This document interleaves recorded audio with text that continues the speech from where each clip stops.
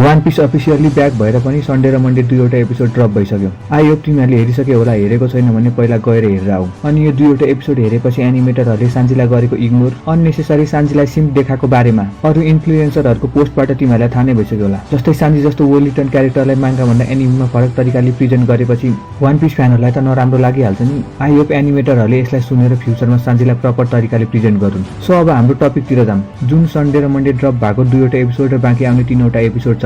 यो 5वटा episode agate part 2 को लागि स्टार्टर मात्र हो। 4th मार्च एपिसोड 11 अनि 28 देखि स्याटर्नले पनि एगेटको फाइट जोइन गर्दैछ। साँच्ची हामी गोरोसेलाई अब एगेटमा एक्सनमा देख्नेवाला छौँ। के लाग्छ तिमीहरूलाई? स्याटर्न सिपमा च्यानस्टा मात्र गर्न आएको हो। अनि 23 एपिसोडसँगै एनिमी हिस्ट्रीकै सबैभन्दा स्याडेस्ट ब्याक स्टोरी कुमाको ब्याक स्टोरी मार्चदेखि स्टार्ट हुँदैछ, जसको लागि तिमीहरू रेडी छैनौ। तर तिमीहरूलाई थाहा छैन होला एनिमेटरहरूले वान पिसको इन्ट्रोमै कुमाको ब्याक स्टोरीलाई मात्र हाइलाइट गरिरहेका छन्। विश्वास लाग्दैन भने पहिला गएर इन्ट्रोलाई राम्रोसँग हेर। आजको लागि यति नै। फेरि अर्को भिडियोलाई टपिक चाहियो नि। सायोनारा।